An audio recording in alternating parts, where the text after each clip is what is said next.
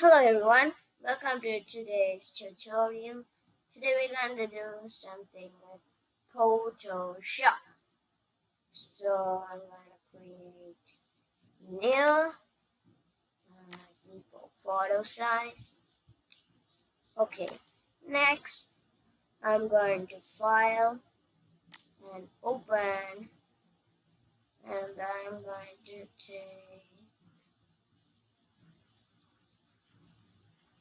this one.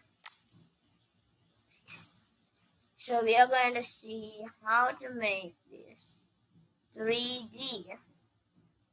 So in Photoshop, there's something called 3D.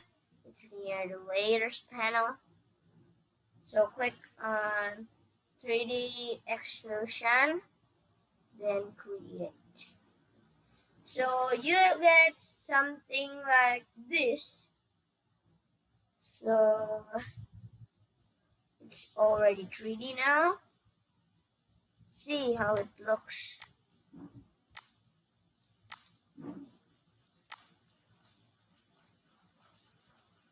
Oh, the depth is really too much thick.